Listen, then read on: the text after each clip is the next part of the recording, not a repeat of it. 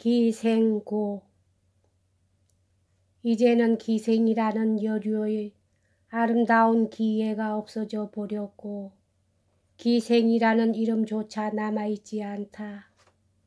젊은이들은 어떤 여자가 기생이 되었고 기생의 가문은 어떠한 수준에 올랐고 그들의 처신은 어떠했던가.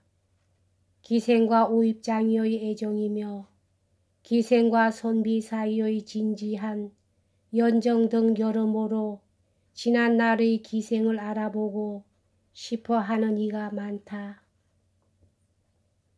망중의 한을 타서 기생에 관해서 아는 대로 적어보기로 한다. 우리나라의 기생은 벌써 신라 때부터 있었다. 고려 때 이일로의 파한 집과 동국 여지 성남 경주편 불우조에 보면 천관사는 오릉 동편에 있다. 김유신이 아이 때 그의 어머님은 엄하게 훈계하여 함부로 놀러 다니지 못하게 했다. 하루는 유신이 우연히 연호의 집에서 자고 돌아왔다. 어머님은 유신을 면대해서 꾸짖었다. 나의 나이는 이미 늙었는데 주야로 너희 잘되기만 바라고 있다. 그러나 너는 오늘 술 파는 계집과 희롱하여 배사 청루에 고혹되었으니 내 다시 누구를 바라고 살겠느냐. 어머님은 말씀을 마치자 통곡을 했다.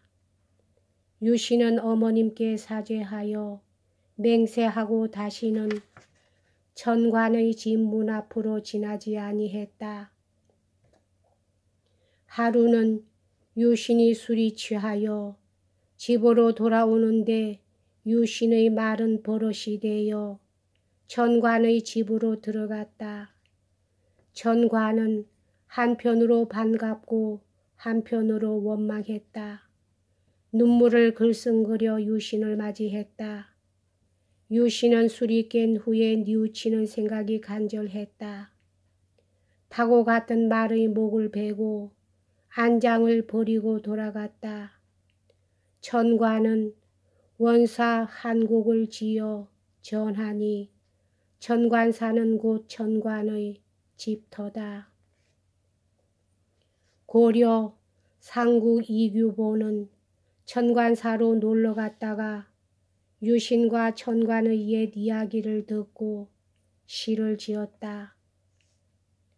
절 이름 천관사 예부터 연 있더니 호련 지낸 일 듣고 한번 슬퍼라. 삐딱이 취한 공자 꽃 아래서 놀고 매원하는 미인은 말 앞에서 우네. 적토마 다정해서 오히려 길을 알고 상노는 무슨 죄로 채찍을 받았더냐. 다만 남은 것은 한 곡조 좋은 가사 휘영청 달빛 아래 만고에 전해지네. 이 몇 가지 문헌으로 보아 기생은 신라 때에도 있었던 것이 분명하다. 고려사에 보면 우왕은 기생 연상비를 떼어들여 후궁을 삼은 후에 항상 초립을 쓰고 연상비와 함께 말고비를 가지려니 하여 거리로 다니고 사냥을 했다고 적혀 있다. 나는 일찍이 졸저 제왕 3대의 왕후와 연상비의 사랑을 묘사해 본 적이 있지만 고려 때는 벌써 기생의 제도가 공적으로 사회화되었던 모양이다. 기생의 이름도 모두 다 문학적이요 멋이 있었다. 연상비는 제비가 쌍으로 나는 듯하다고 이름을 지은 것이지만 고려 때 명기 자운선이란 이름도 제법 멋지고 풍요스럽다. 성호 이익의 성호 세서를 읽으면 아래와 같은 글이 나온다. 우리나라의 기생은 양수척에서 나왔다. 양수척이란 유기장 고려 백정이다. 고려 태조가 백제를 공격할 때 제어하지 못하던 유종이다. 호적도 없고 부역도 없었다. 강변의 수초를 따라다니는 유랑민이었다. 사냥을 하고 고리짝을 만들어 파는 것으로 생업을 삼았다. 그 후에 이의민의 아들 지영이 기생자운선을 첩으로 삼고 고리 백정들에게 세공을 많이 받았다. 지영이 죽은 후에 최충헌이 자운선으로 첩을 삼고 고리 백정들에게 역시 세납을 징수했다. 그들은 거란의 침공이 있게 되자 반감을 가져 거란병한테 항복해버렸다. 뒤에 고을에 적을 두게 하여 남자는 노를 삼고 여자는 비를 삼았다. 비는 군수들의 총행을 받아 아름다운 자태로 노래와 춤을 배우게 하니 이것이 기생이다. 기생의 가무와 음악이 점점 성에서 치열하게 되고 상하에 음란한 풍조가 떠도니 다시는 걷잡아 금하기 어려웠다. 고려사에 의하면 신우는 기생 연상비한테 활을 차고 퉁소를 불게 하고 수룡이를 입혀서 말을 타고 고삐를 가지런히 하여 거리로 다니면서 무한 총행했다. 이조에서도 이 풍속이 전해져 국초에 정루를 두고 고을마다 기생이 있었다. 추에 한 소문이 터지니 조정에서는 기생을 폐지하자는 의론이 일어났다.